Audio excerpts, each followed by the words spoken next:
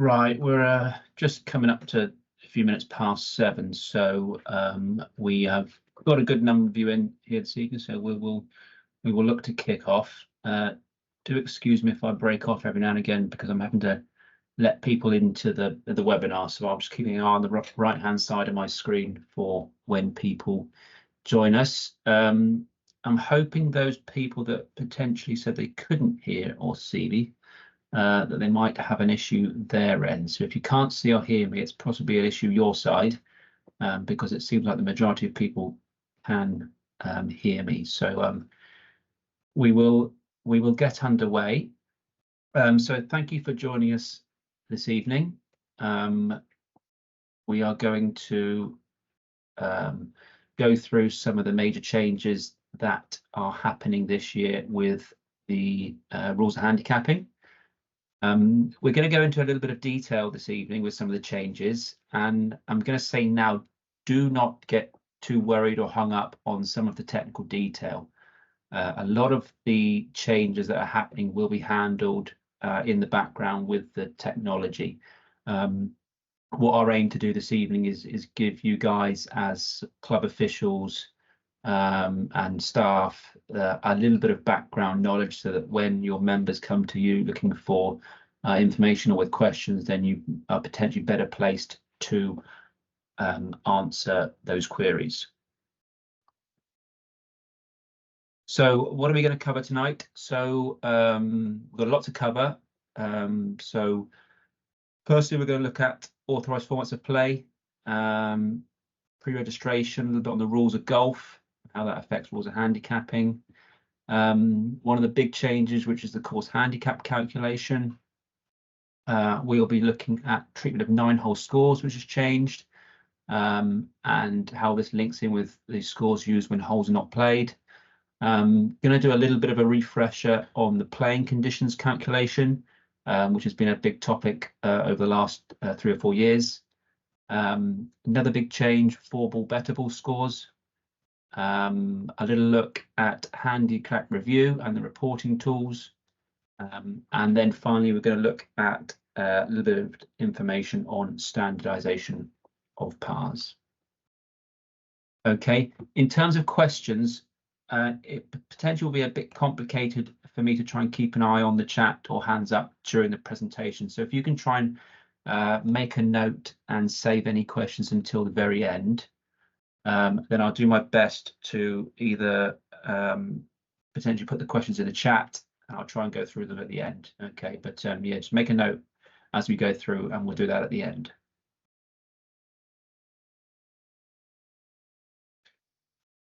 So authorized formats of play. I'm sure this will look quite familiar to you, and you might say, yes, we do this anyway, and you'd be right. But this new revision to the rules of handicapping is one that's a global one. Previously, a lot of the options that you see on this list were not mandatory everywhere. But the overall aim of the system is to get more and more scores into the system. So it's now mandatory across the board that all these formats of plays, which you can see in front of you, are authorised formats of play for handicap purposes.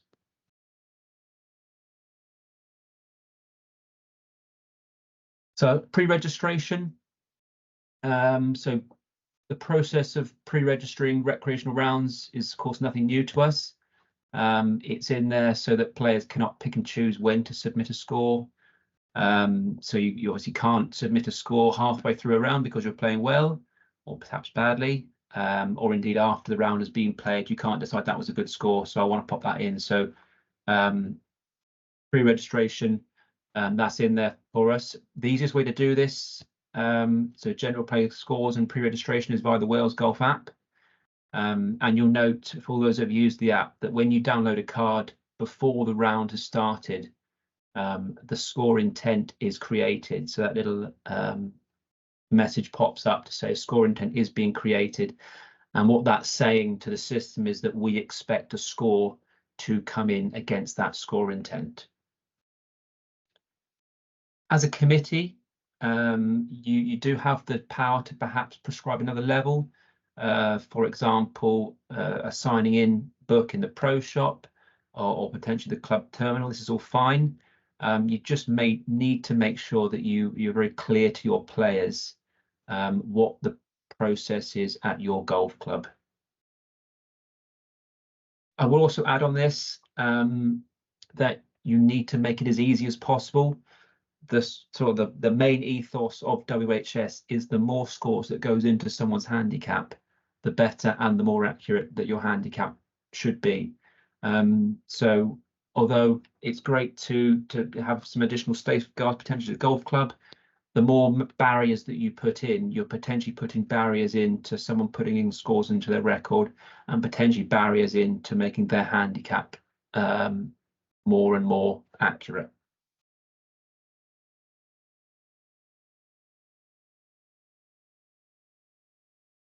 There's a new bit down the bottom here. So a player can be considered to have pre-registered their intent to submit a score if they play in a regular organised event with other players.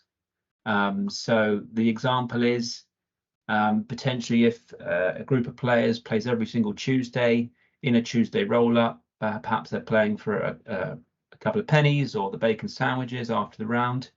That should be considered a competition, and their scores should be going into the system. Obviously, as long as they are playing to the rules of golf correctly, then those scores you would not need to pre-register, and they should all go into the handicapping system or into the club system to go for handicapping purposes.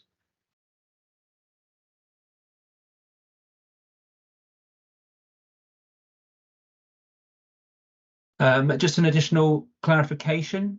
So a player must pre-register the number of holes that they wish to play. So, for example, if you pre-register that you're going to play 9 holes, and then you decide that you're going to play on through the back 9, you can't then decide that you want to put in the additional holes on the back 9 for handicap purposes. And the other way around, if you submit a score intent for 18 holes, you can't then decide that you only want to put in the front 9. Okay, so there's just an additional clarification there on our pre-registration.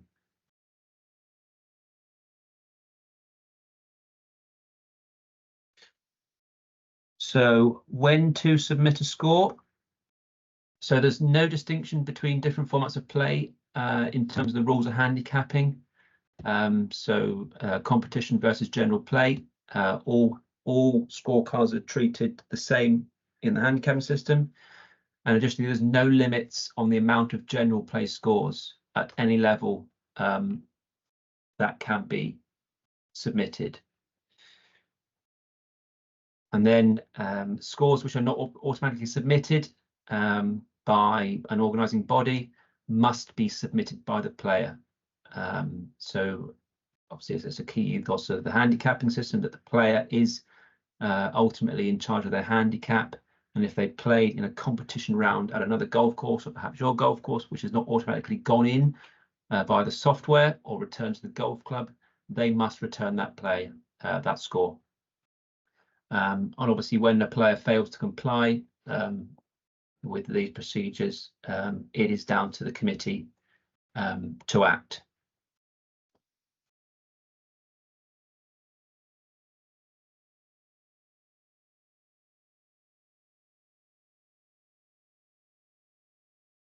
So playing by the rules, where a player has breached the rules of golf and perhaps knowingly failed to apply a penalty, the score should not generally be accepted for handicap purposes. However, there are circumstances where the committee has got the discretion to put a score in to the handicap system. And they could do that by recording the actual score for the hole. So if there was a sort of innocent error by the golfer to potentially not apply a penalty, there should be no reason potentially why that score could not go into the handicapping system, and the committee could correct that whole score and put it into the system. If you think that the intentions of the player was to either deliberately inflate their score, you could apply a score to that hole to take it the other way. So potentially if they put in a lower score than they had on purpose, you could adjust that whole score by using potentially net double bogey or applying a score of net par to act as a bit of a penalty score.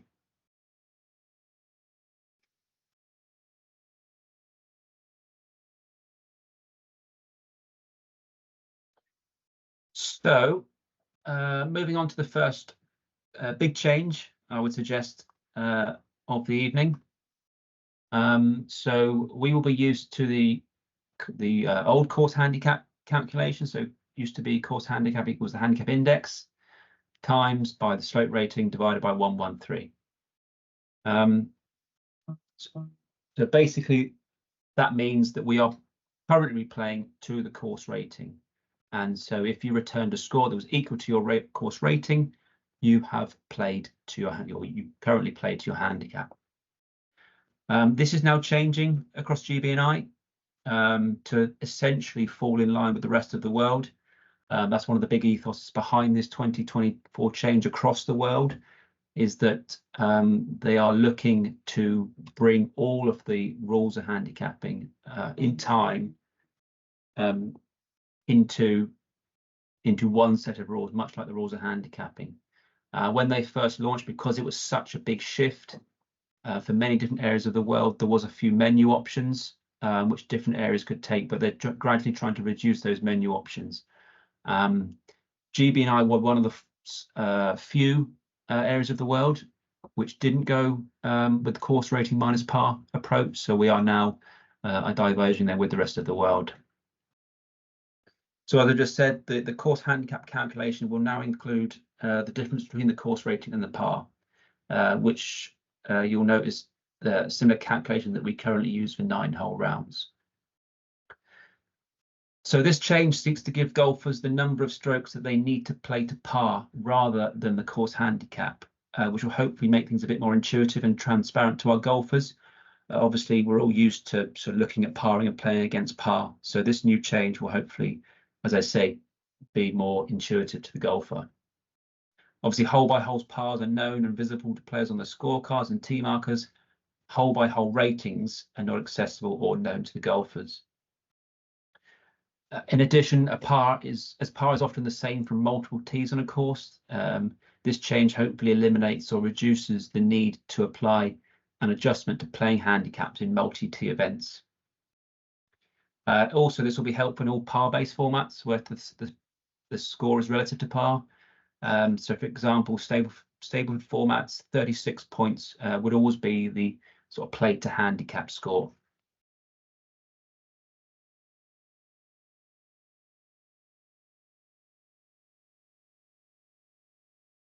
So the player's target score to play to handicap is generally the same, and we've got an example here. So this player with a handicap of 15.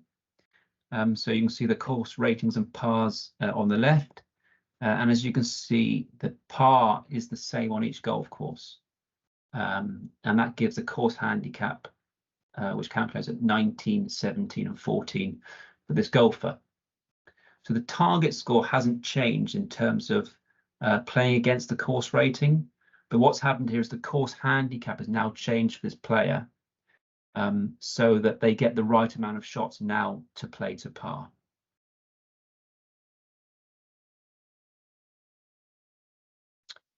So probably most importantly, what does this mean for the golf club? Well, the big change, and hopefully you've seen the information that we've sent out about this already, and obviously we presented back last October around the country, is that course handicap lookout charts will 99% of instances need to be changed. If you've got charts that sit on your scorecard, and bearing in mind how many chance you could potentially have. You might need a big scorecard if you have done that, but you might need to change them as well. When you're making this change, we're sort of asking you to consider potentially what the best options are here. Things have changed quite a bit over the last 3 or 4 years, and obviously the introduction of the variety of apps that are out there often gives you your course handicap. There's examples of golf clubs who use QR codes on their first tee area, so a player can scan the QR code, which instantly takes them to the course handicap charts, either hosted within an app or on the club's website.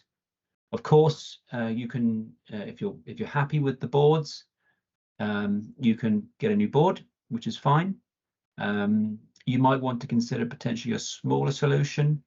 And the reason I'm saying this is, any change potentially that you make at the golf club, obviously this is a big change from a rules perspective, but changes at the golf club, so whether that be put a new tee in, move a green, put some new bunkers in, potentially that will lead to a change in your course rating and slope rating figures, which in turn would lead to a change in the board. So, the moment a board is created, that's static, but obviously a golf course is an ever-evolving beast, and being mindful of that fact, and that you might want to make changes to the golf course, and then obviously subsequent changes to the boards potentially, you might want to consider an option that makes it much easier and cheaper for you to do that.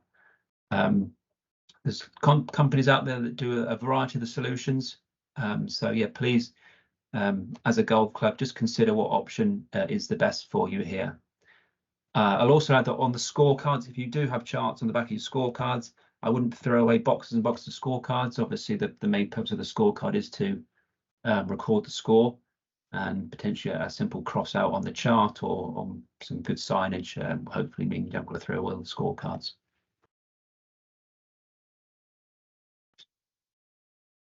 So the next big change is a change in the calculation of the 18-hole score differential from using a 9-hole score. So under the 2024 rules, an 18-hole score diff can be created for immediate use by combining the 9-hole score differential for the 9 holes played with an expected score over 9 holes. And that expected score is a new idea or a new definition within the rules of handicapping. So the score, and this can be defined as the score a player is expected to achieve over a specified number of holes on a course of standard difficulty. It's calculated using the player's handicap index and attributes a numerical value against any hole or holes not played during a round. In the current system, we take the 9-hole score and then essentially just add 17 points to get the 18-hole score differential. This is found to not work so well because a higher handicap golfer who could potentially only score 12 points on the front 9, they're probably unlikely to get 17 points on the back 9. And conversely, someone who scored well on the front 9 might probably get better than 17 on the back 9. So what we're now going to use is what's called expected score.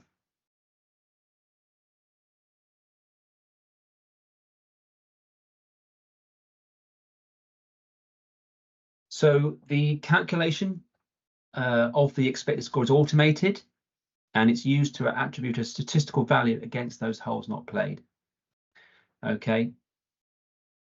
The reason for this is we want to calculate that 18-hole score diff. So the procedure for calculating the 18-hole score diff using expected score can be summarized as the following 2 points. So you have an expected score differential for the 9 holes played is calculated based on a given handicap index and a course of standard difficulty. A 9-hole score differential for the 9 holes played is calculated using the player's actual scores and the rating value of the holes played. And then the total score differential from the holes played is combined with the expected score differential to produce an 18-hole score differential. Okay, so this is where we're going to get a little bit more complicated, but please bear with me. And as I said, this will all be handled by the technology, so you don't have to potentially ever look at this again, but just try and give you a background of how it works. So here, as I said, as an example, so we've got Jane here, and we can see here the calculation of the 9-hole score differential. So for Jane, it's 113 divided by the 9-hole score, 9-hole slope rating, which is 113 divided by 125, times by the 9-hole par plus 9-hole course handicap, minus point scored minus 18, minus 9-hole course rating. All very, very straightforward, I'm sure. So that gives Jane a 9-hole score differential of 5.42.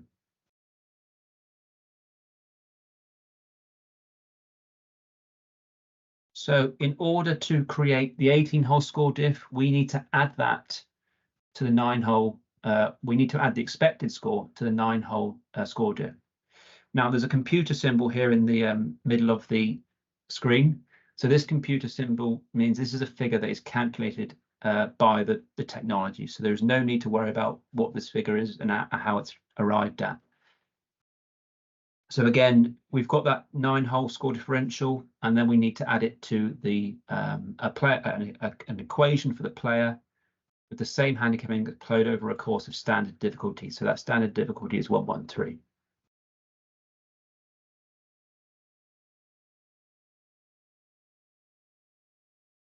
So running through with this example, so the computer has calculated the expected score for Jane. The expected 9-hole score diff for Jane is 9.52. So we then combine that with the score diff of the 9 holes played to get the 18-hole score differential overall of 14.9. So for Jane, her handicap is around 16. So we can see here that she's played better than handicap for this round. So what the rules of handicapping are looking to achieve here is a better way of how the player may have continued on with that round of golf to give us as accurate as possible final score diff that will obviously enter into the player's handicap record.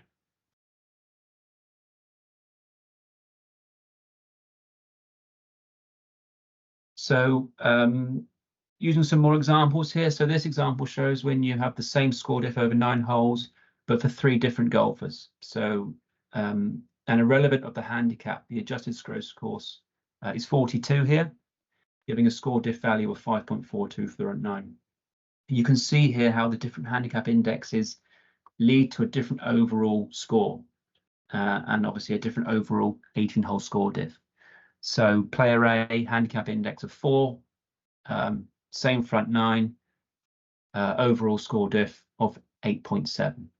And again, our 10 handicap golfer, same front 9, of course, and then leads to an 18-hole score differential of 11.8.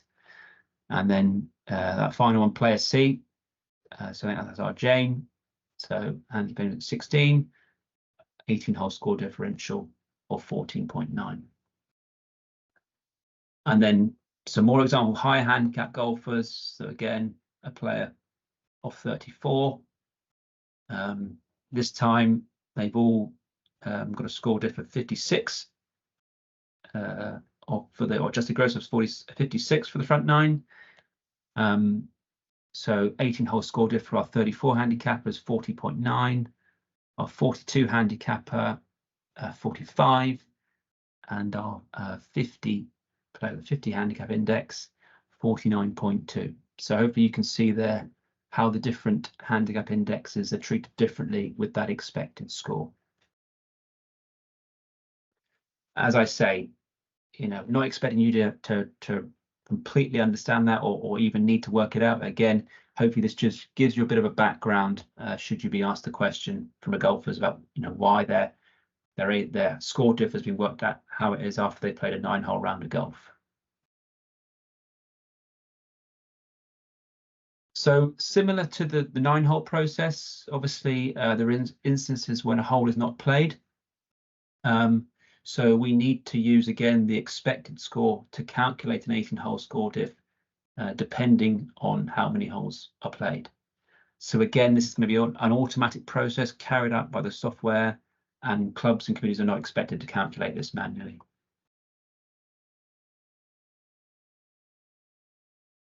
So a score from a round, or when one or more holes have not been played, may only be used for handicap purposes if, among other things, the round has been played over at least the minimum number of holes required for either a 9-hole or an 18-hole score to be acceptable.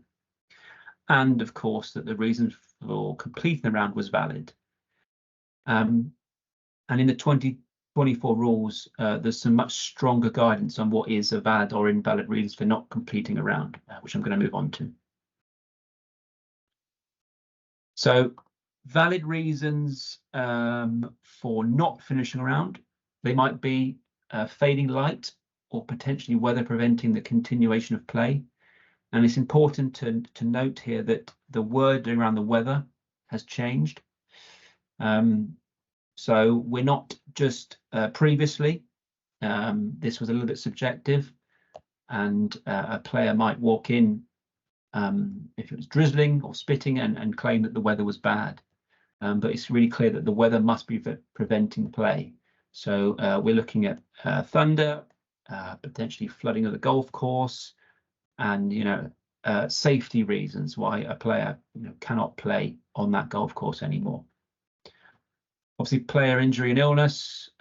This also includes the concept of an outside emergency. So son, daughter, aunt, auntie, grandparents, if they take ill to hospital, it is perfectly acceptable for a player to obviously leave the golf course in those instances. And if the minimum standards been met, then that score could go through to the handicap record. If a course has been played as fewer than 9 or 18 holes, because potentially a hole or holes have been declared out by the committee for maintenance or reconstruction, or the committee has organised a competition over a non-standard number of holes. So, for example, in the winter months, when a couple of holes might be flooded or out of action, obviously that is when a hole would not be played because the committee's determined that the competition is over a non-standard number of holes. And then there's a catch-all at the bottom there, any other situations considered reasonable by the committee. And just to add, the committee is not one person. That should be a number of people making a collective decision there. And I think we'd suggest that a minimum of 3 or 4 people should be on that handicap committee. Invalid reasons. So weather that does not prevent the continuation of play. So it looks a bit cloudy, I think it's going to rain, or a light drizzle are not valid reasons why you can come off the golf course and not complete your score. Not playing a particular hole on a golf course because you don't like it is not a valid reason to not return a score on that hole. Not playing the final holes on a golf course in order to avoid submitting a high score if you're playing badly, or a low score if you're playing well, are not considered valid reasons. And again, there's that catch or any other situation considered reasonable by that group of a committee.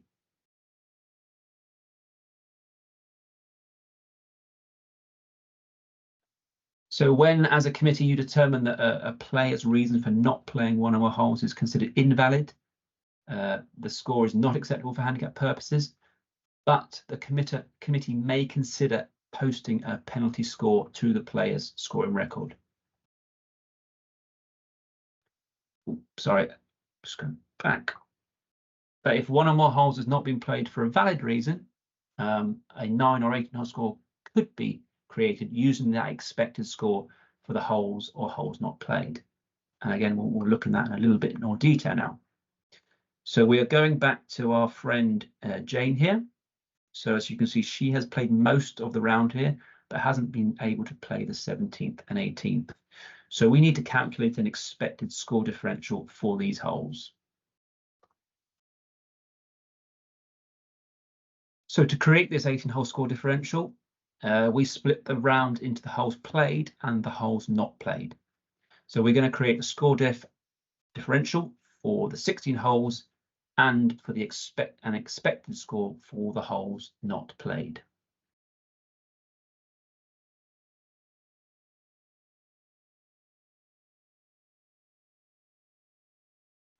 Using because they come in a weird order. So there is some information of this round of golf that we know and some that we don't know. So we know what the 9-hole rating is, and we of course know what the adjusted gross is for those holes played. So again, the computer here is showing us where the technology will be helping us to calculate the elements of this that we don't know. So we need an estimated rating for the 7 holes played on the back 9. We need an estimate for the slope rating of the 16 holes played, and obviously we know that adjusted gross score.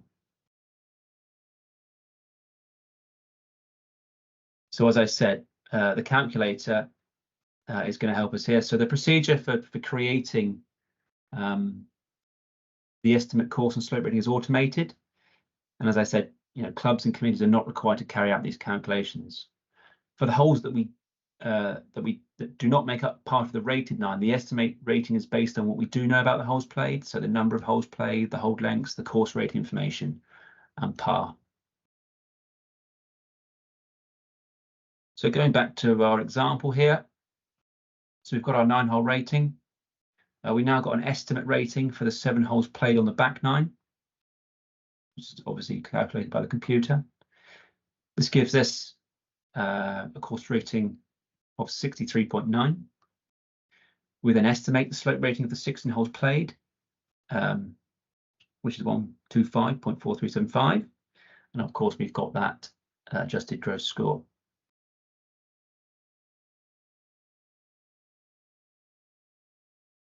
So estimated course rating, which is obviously computer aided, against that estimated slope rating, which is rounded now, add to that adjusted gross score. So we can then calculate a score differential for the 16 holes that have been played. So the calculation here is the score diff for them 16 holes played is 12.8. We now need to add an expected score differential to the 2 holes not played. So again, the computer will do this for us. So we're adding our 16-hole score diff to the expected score differential created, which in this case is 2.12, and that will give us an overall score differential of 14.9. Now, I'm envisaging behind a lot of screens right now, there is going to be some confused faces, but as I said, I must stress, do not worry about this process and the detail of it. You need not ever look at it again if you don't want to. There's been a lot of time creating this, going through it. Those that were at the roadshows in October would have heard Gemma say that they know it works. They know it's better than the previous system from the statistical evidence that they've used, and also using this method of calculating expected scores is going to help us in the future as we look towards potentially doing course and slope rating for alternate number of holes. There's courses in the world that are not 9 or 18 holes. They're potentially 12 holes or 14-hole courses, potentially less than 9, so 6-hole courses. So starting to use this expected score system is going to help as we move into the future with potential enhancements.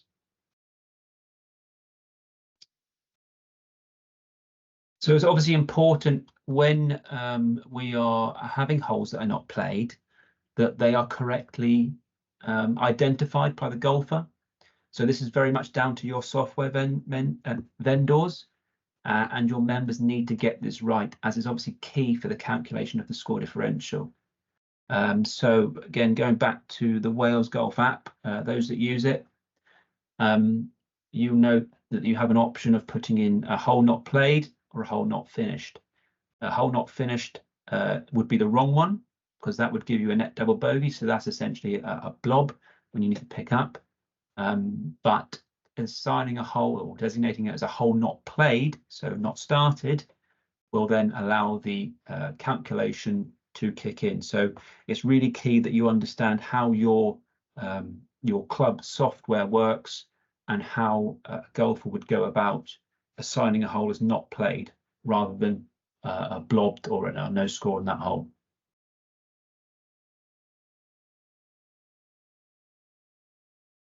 So moving on from that,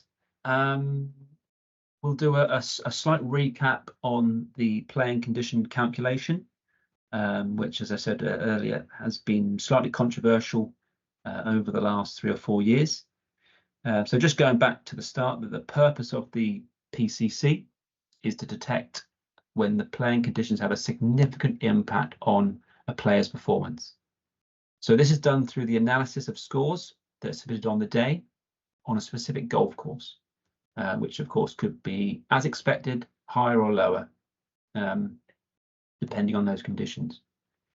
Abnormal playing conditions could be caused by a number of things. So that could be weather, that could be a very mean greenkeeper, putting up a very difficult course setup, and they could both lead to a change in the difficulty of the golf course.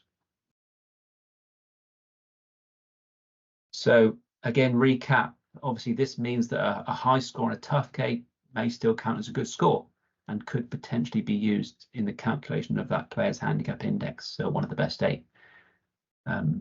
Any adjustment for the PCC is included in the score differential calculation to obviously better reflect the player's actual performance on the day, given the conditions.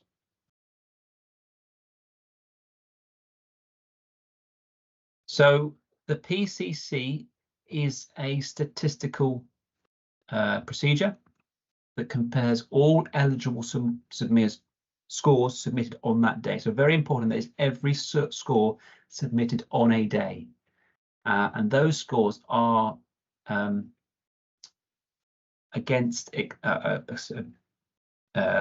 compared against expected scoring based on the makeup of the field.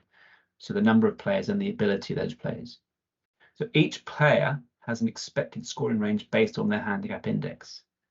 And so if it's significantly fewer players than expected to attain their expected scores, conditions are determined to be harder than normal. And if significantly more players than anticipated attain their expected scores, conditions are determined to be easier than normal. Really important that we emphasize the word significantly here. So it needs to be significantly more players playing outside their expected scoring range. So it wouldn't just be 1 or 2 players. And then that adjustment, which can range between -1 and +3, is based on the amount needed to move those players into their expected scoring range. But it is, of course, applied to everyone who submitted a score or scores on that day. And I know I've been asked this several times, but that playing condition calculations is not and has never been available to the public, unlike the old competition scratch score, which was obviously in the rule book. So this is a good way of sort of visualizing how it works. So because the PCC is based on a comparison between the actual number of players that score within a defined tolerance range and the number of players that are expected to score within the same range, the size of the field is a real key factor in the calculations. So the more scores that are submitted on a given day, the smaller the tolerance needs to be to have confidence in that PCC result. And then the fewer the number of scores that are submitted on the day, the bigger the tolerance needs to be. So, this is another point that emphasizes why the more scores that you can encourage players to put in at your club, the more confidence the PCC has that players are scoring potentially outside an expected scoring range, and therefore the more accurate the PCC will be. In America, for example, there's a lot of movement in their PCC simply because every player, every time they set foot on a golf course, they have to put a score in. So they get lots and lots of scores entering the system every day. So then, therefore, there's a lot of movement in the PCC because the system can clearly see when scores are outside of the expected range.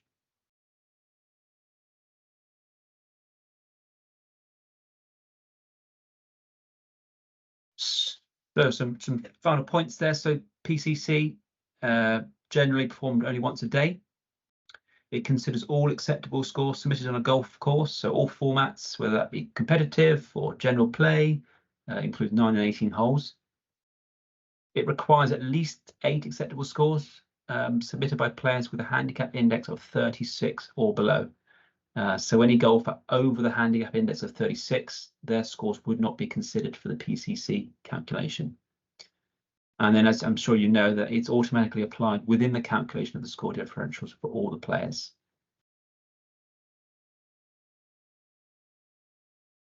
Right, so moving on to another one of the big changes, which I'm sure a lot of you behind your screens there will be cheering about, is that individual scores from 4-ball bettable formats will now be eligible for potentially going into a player's handicap record. So this is a discretionary item that we decided to take on in GB&I. And as I said, over the last few years, we've had a lot of feedback on players playing in 4-ball bettable competitions, achieving very good scores, but obviously those scores not going in. There are, of course, some conditions that need to be met for a player's score to be eligible. So to post a score on an individual player's scoring record, the following conditions must be met. So the team must return a net score of at least 6 better than par, so that'd be 43 points. The individual player's score counts at least 9 times, and the player's individual calculated score is greater than 36 points. So if these conditions are met,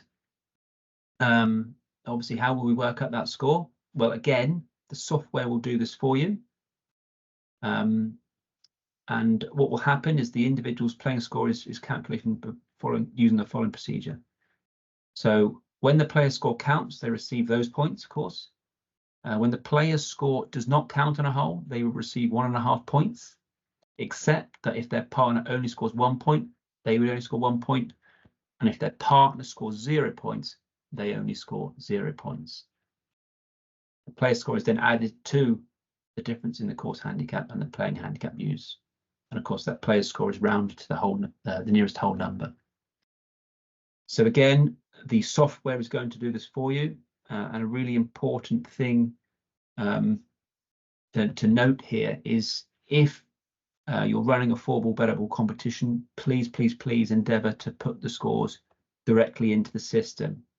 So try not to calculate the scores by paper using a spreadsheet. Try and use your software to do this, because the scores will then automatically be subjected to this procedure, and the score will go into the handicap record. So again, a committee should not be working this out themselves. Scores should be going to the system to then be worked out.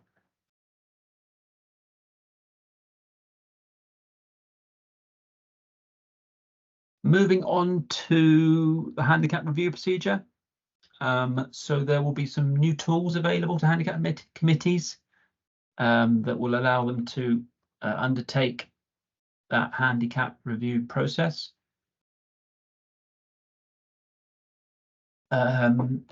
It obviously performs a vital role in successful administration of a player's handicap index. We strongly recommend that the handicap committee conducts a review at least once a year for all players, which obviously they're responsible for. And obviously a consistent objective approach is very important. So as I said, we've got some new reports will become available in our competition software, the handicapping software, the Clubhouse. So these reports will be used to identify players who are consistently scoring above or below expectations, or when potentially some anomalies exist. You possibly can't see this, but there's a screen grab here from the Clubhouse, and I've highlighted there 1, 2, 3, 4, 5. There's 6 reports in the system already that can be used as part of the handicap review process. So there is a handicap review report which flags players. There's competition versus general play score report. There is hard cap reports. There's exceptional scoring reports. So there's already a suite of reports in there which you can use to identify players who are potentially not quite correctly handicapped.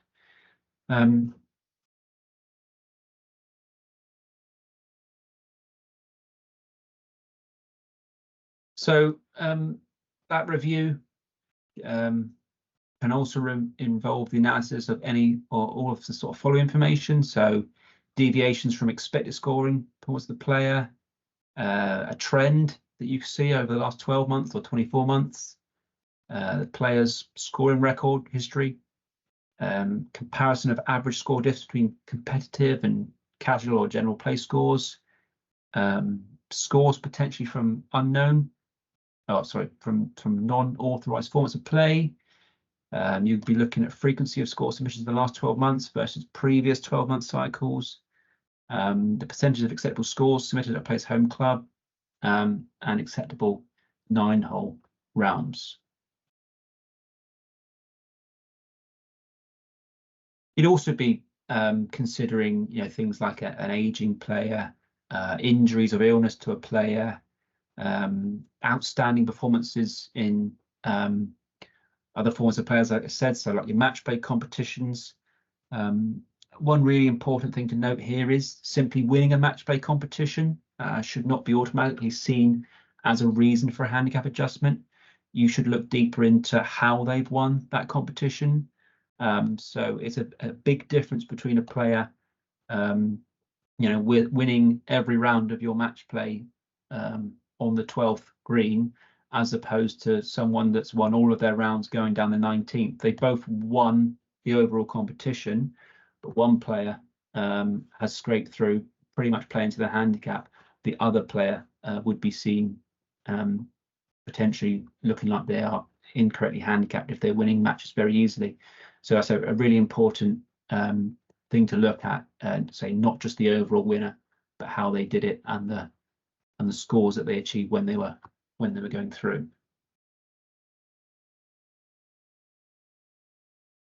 So when you're looking to apply adjustment, so as I said, the adjustment obviously at the discretion of the committee, obviously taking into account all of the things we already mentioned, and any other knowledge the committee has relating to that player's demonstrated ability.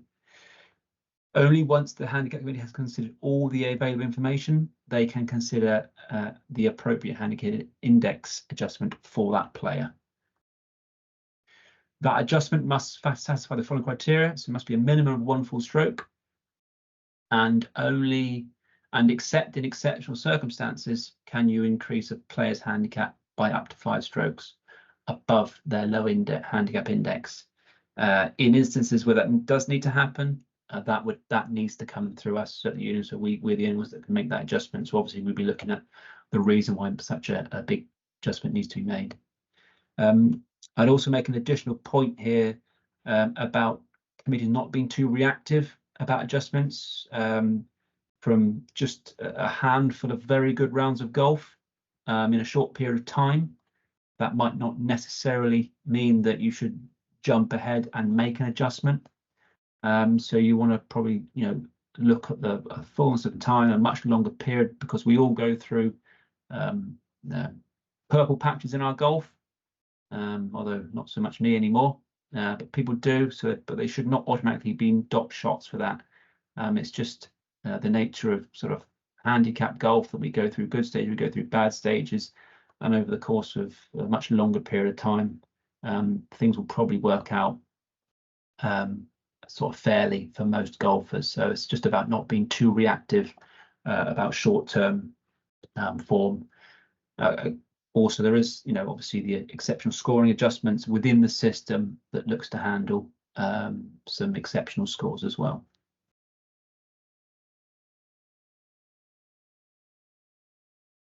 The final bit we're going to look at tonight is the idea around establishing par. So this is a new revision again. So hopefully this diagram is familiar to some of you. It's currently in Appendix F of the rules of handicapping and gives you the suggested or recommended parameters around which you should set the pars for your holes.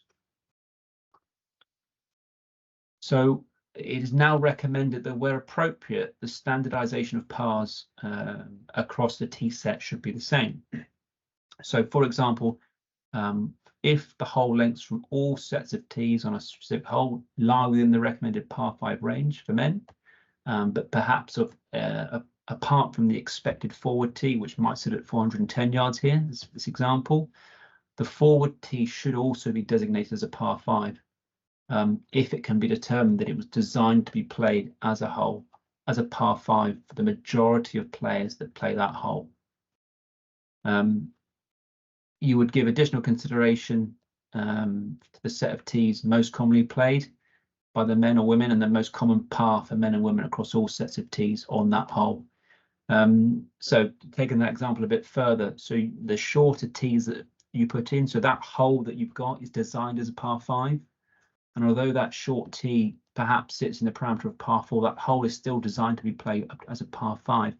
And indeed, most of the players playing from that forward tee, it's probably still appropriate them. So they might be, in the case of our men, it might be young juniors. It could be more senior golfers who don't hit the ball as far.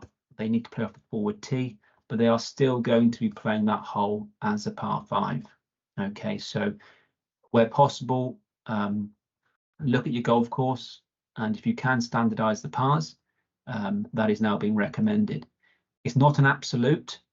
Obviously, the makeup of your golf course, of your holes, is unique to every golf course, and say this is only a recommendation. So if it does not suit, then you don't have to.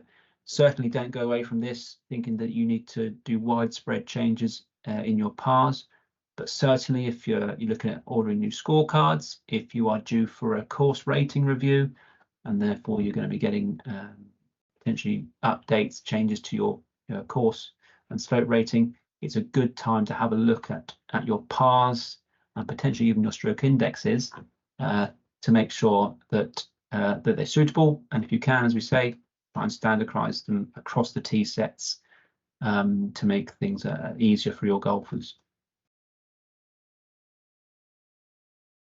So that is the end of the presentation. It's taken me exactly around about 53 minutes as planned.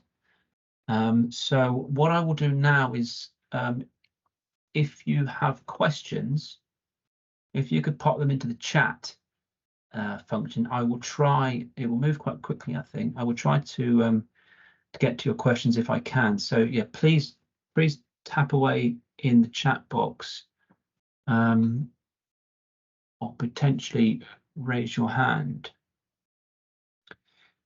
Yes.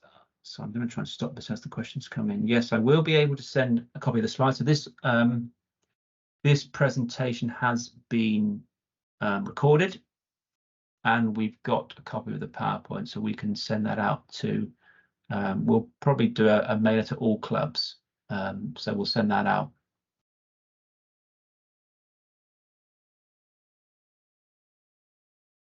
So a question here, why only consider good scores for 4-ball better ball for inclusion in handicap record? WHS encourages all pre-registered individual scores to be entered. Why change this for 4-ball better ball?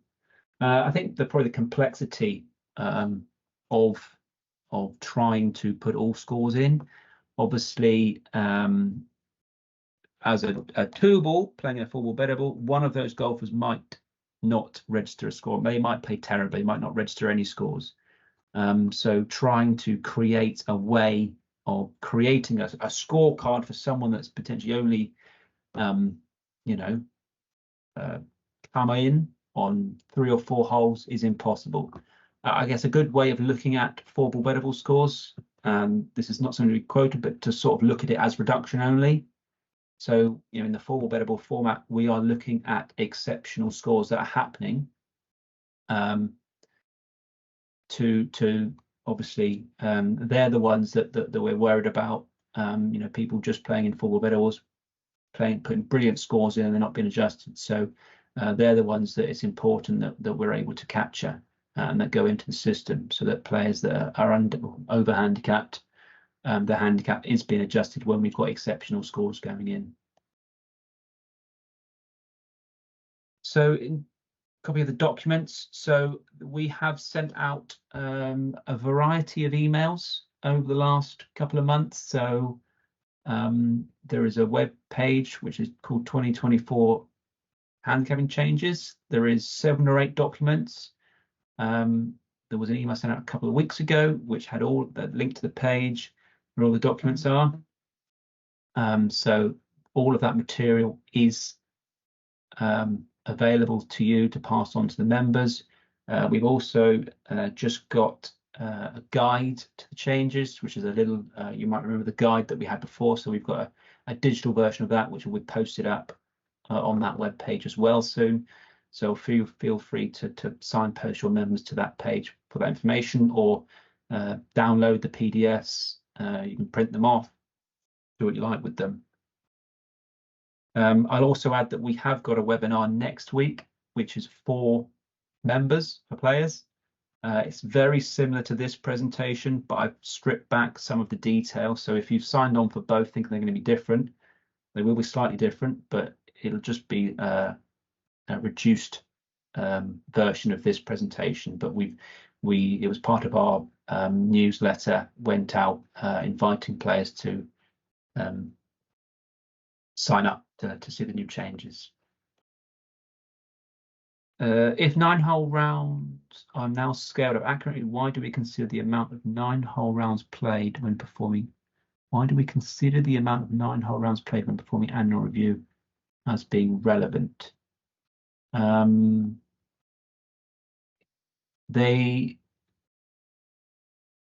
all relevant, but I guess the point there was to not discount them. Obviously, it's a slightly shorter format, and it's just about making sure that you look at all formats played at the golf club and not weight anything differently when doing that handicap review. In terms of a summary, yes, so that player guide which I mentioned, that's a really good summary for members. Of course, as I said, we've got the presentation.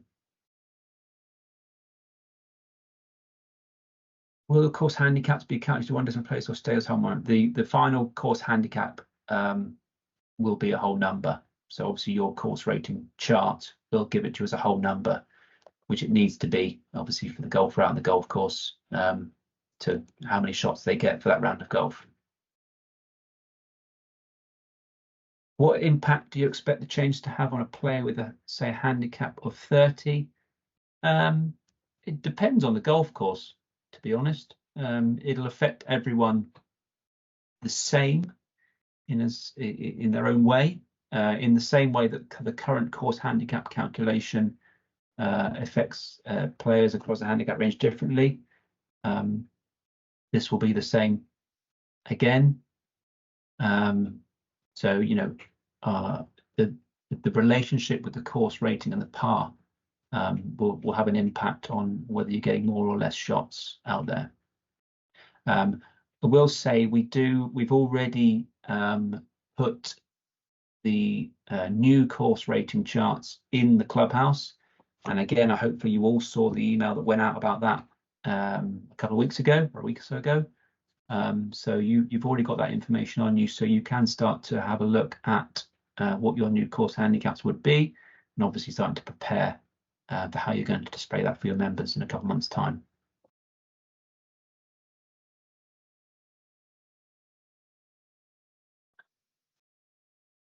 How do the changes affect scoring for initial handicaps, particularly 9-hole scores? I need to double check that one, actually. I think potentially the initial process might still be that we're going to, yeah, it will still be, I think, you're having to combine scores. So obviously for an initial handicap, it depends. You can't work out the score just without a handicap in there.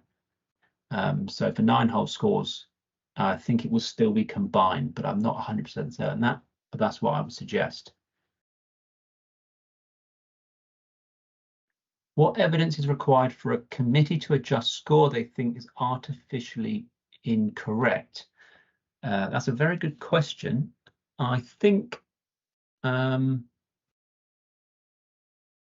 I would liken this to the rules of golf, where we have that idea of 95%. So you need to be virtually certain.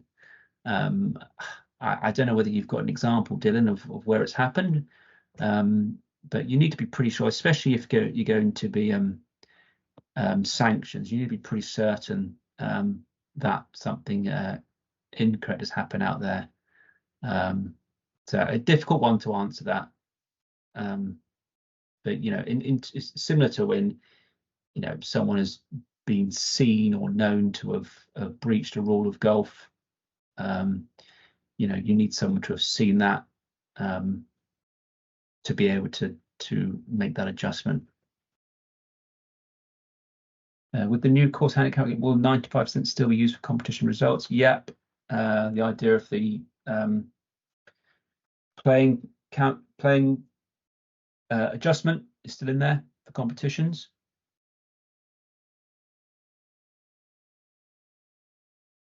With rule 3.2b, if you have to leave the course due to a valid emergency, are there a minimum number of holes that you have to have played to prevent the unplayed holes? Yes. So for 9-hole cards, you need to have played all 9.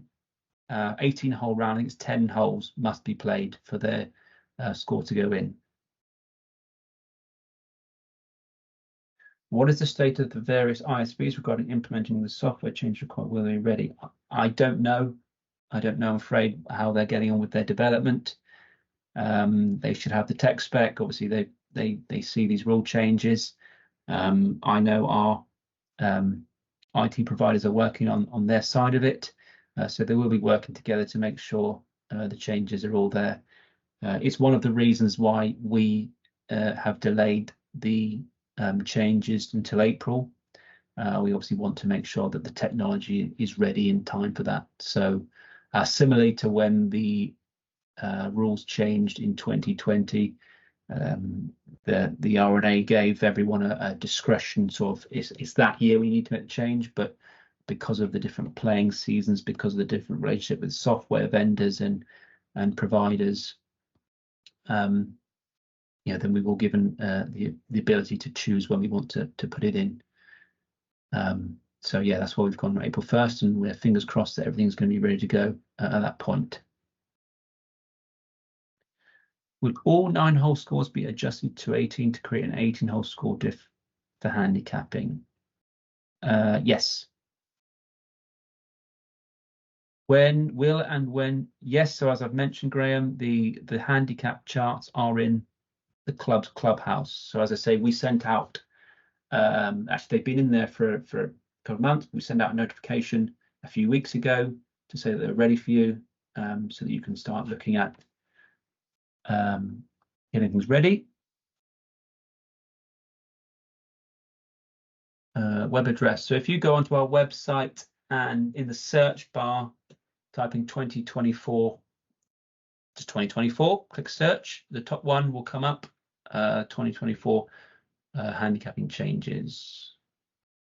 When will the new rules be available? That's a good question. They're not with us yet, so it'll be a digital version. We're just in the final stages. Hopefully you've seen the guide to the rules is ready. It's on the website, so you can start to look through some of the examples that you'll sort of recognise from the last time. But yeah, I don't know when they're going to be with us, but as soon as they are, they'll be posted up on the website. And also you'll note that our current handicap pages haven't changed. Obviously, we're still under current rules, so we haven't changed any of that information yet. But as soon as we're ready with in April, all of that information will be updated. New rules, new rule books, the guide will be switched on there, and all the information will be on that page. So, question about Club B1 being ready. I would hope they're going to be ready for those changes. But again, best to speak to your independent, your own software providers see how they're getting on. How would you deal with a comp with a member that won't submit a card after the comp if he has a bad score? So in that instance, we would be looking to potentially do a penalty score. So if they're intentionally not wanting to put scores onto their handicap record because it's a bad score, then if you can get hold of that scorecard, you pop it in. And say if they gave up after 14 holes because it wouldn't go very well, you take the scorecard off them, you put the score in, and then the expected score process would calculate an 18-hole score diff.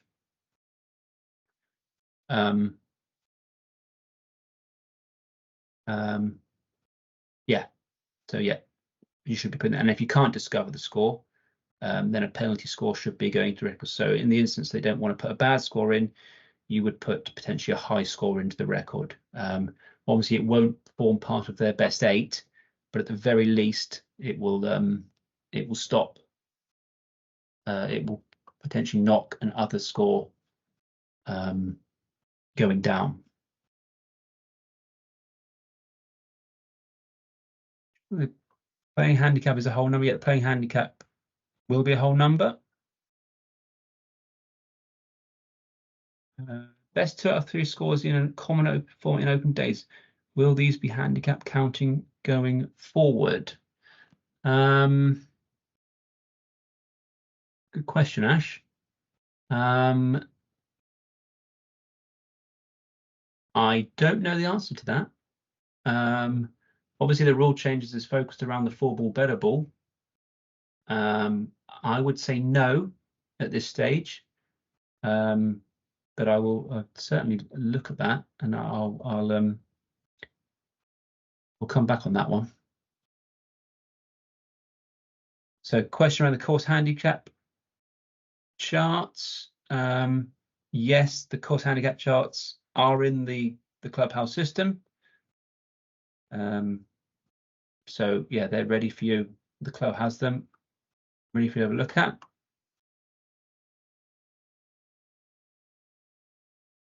Are there going to be changes to the mandatory playing handicap allowances? This is one that was discussed, but I think we're sticking with the allowances that are in there. Is the Wales Cup app going to have an app for calculating course handicap? So yeah, there is already, there's certainly the ability to calculate your course handicap within the app already. I think, I haven't looked recently, but I think the playing handicap might be in there as well, but definitely course handicap's in there. What happens if holes are reduced in winter due to bad weather? Temporarily, our last 2 holes could be par 3s instead of par 4s. In that instance, we would probably need to create a new rating for that hole, or the course played with the final 2 holes, for example, as a par 3. So, if you're knocking 200 yards off your final 2 holes to play them as par 3s, then what we would do is we would give you a rating for the golf course with your final 2 holes played as par 3s instead of par 4s, and then you could go ahead and play qualifying competitions from that golf course. It would probably need you to create a more permanent tee. So obviously when we rate courses, the yardages should be from permanent markers. So if you had the ability to create semi-permanent tees, or at least put a permanent marking point where you always cut the par 3 tees for those holes, if it's a very regular occurrence, then we could create a rating for you, and then you could play qualifiers off them holes. So can you clarify the appeals procedure if the committee suggests a reduction and the player wishes to appeal that decision? So in terms of the initial decision, so when I speak to a club, I always say to make sure that they build a good bank of evidence for why a player needs a reduction. If a player appeals that decision, the golf club should then have an independent committee. So that's not the handicap committee that made the original decision. So a different committee that would then adjudicate on the player, who would hopefully have a bank of their own evidence why they shouldn't be handicap reduced or gone up. That appeal would then, in the first instance, go to say another committee in the golf club, who would then judge on that. If the player still isn't happy with the decision, then as a final stage, the appeal could come to Wales Golf, where we would make a suggestion based on the information given. We're always happy to speak to a club at all stages. So I have lots of conversations with golf clubs who, they at the first stage of a player appealing a decision, and I'm always happy to give a view on whether the player has valid grounds. But certainly the procedure, as it were, should go via an internal process in the golf club first. Why are competitions set at 95% and general play rounds 100%? So obviously a competition is a competition. So in order to create equity across the competition, the 95% is in there to do that, because you are looking for a winner of that competition. A general play round is not a competition. It's just a score that's going in for handicap purposes. So you're not competing against anyone. So there is no reason for you to need the handicap ranges to need to be, equitable against anyone else. So competitions, the 95% is purely in there for competition purposes, not handicapping. It's to try and create equity across the range of handicaps. And obviously general play rounds, you're just putting a score into your handicap record.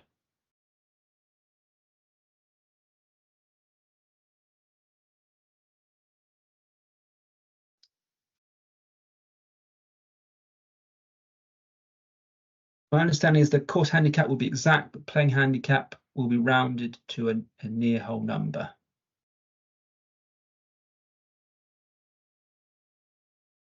Yes, when you're working out by the machine, the course handicap will be exact, and obviously playing hand always has to be a round number for the player. A lot of our winter comps are non-qualifying. Should we review this? Yes. Well, if your course is in a condition that you are able to play to the rules of golf, all of your competitions should be qualifying. There is no such thing as a non-qualifying competition as such. As long as the golf course is in a condition where you can play to the rules of golf, a competition should be handicap qualifying.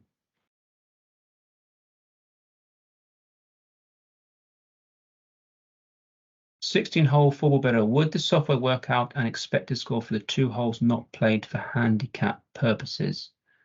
You might need to clarify that. So would that be a 4-ball bettable comp which hasn't gone the full distance? I don't know if that's the question. I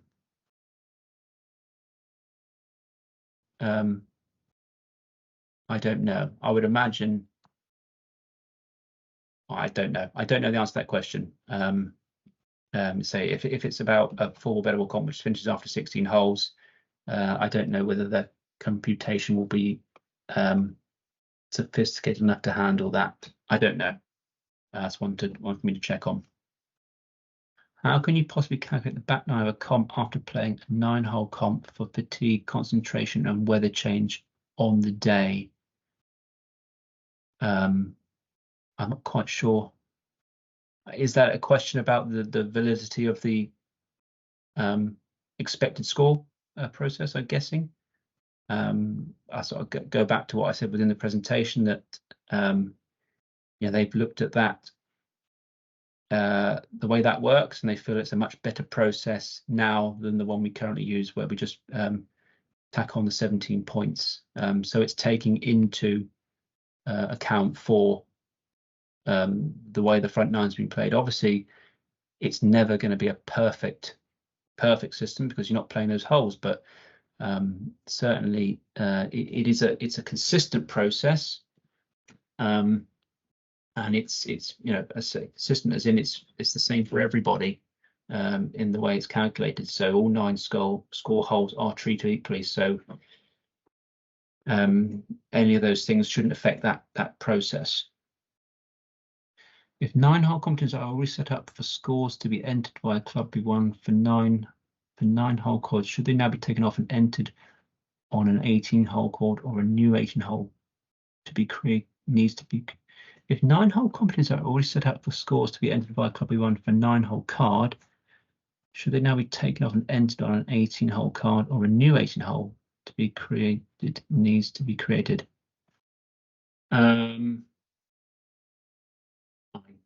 That would be a question for Club V1. I don't know how their system handles the cards that are set in there, so that I'm afraid I can't answer that one, Grace.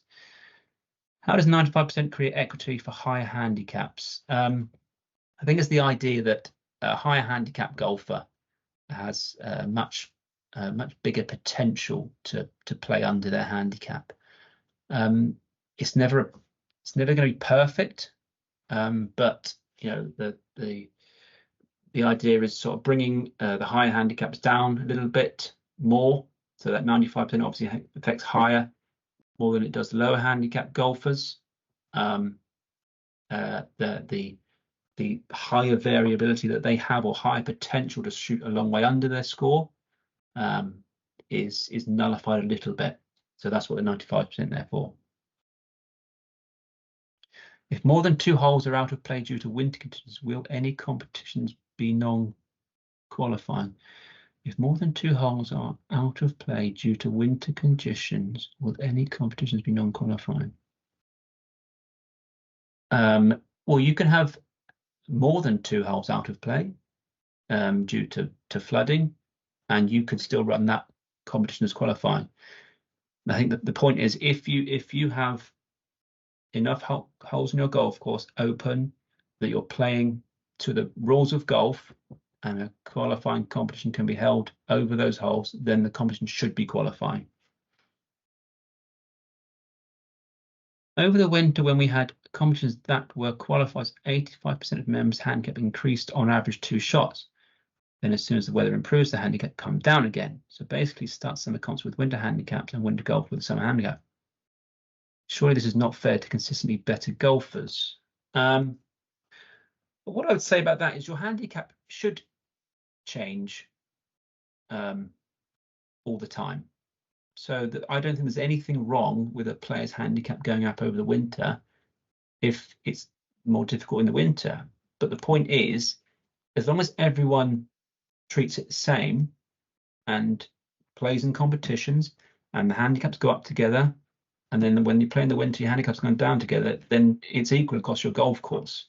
On the other hand, if you don't run any qualifiers through the winter, and you have golfers that, not because of the conditions, they improve quite radically. So, they got 6 lessons for Christmas and suddenly become a great golfer. If you're not running any qualifying competitions over the winter, then you're going to have golfers potentially with 4 or 5 months of golf completely unhandicapped, which is why, everyone putting in as many cards as often as possible. Your handicap might fluctuate, but it's the same for everyone because you're all fluctuating together. Okay, so that is all the questions that we've got here. So I don't want to keep you any longer. So thank you very much for everyone that's joined us this evening. I hope you found that valuable. As I said, there's information out on the website. We've been sending information out via the comms. emails. Just a quick note: if your golf club hasn't seen emails direct from Wales Golf, then I would encourage you to urgently look at the contacts within the Clubhouse system. Our communication system works off those contacts, so they're contacts that you have and that you can manage. So please make sure that you have got the correct contacts in that system, because it means that our emails are landing to the right people at the golf club. So please double check that if you haven't seen anything through from us recently, because we've been sending out information right back from inviting you all to the October road shows. We've been feeding things out throughout the winter, and we'll obviously continue to do so until April 1st, and obviously beyond that. And it's not just handicapping, all manner of information, grants, anything we come out through that system. So please make sure your contacts are correct in the system.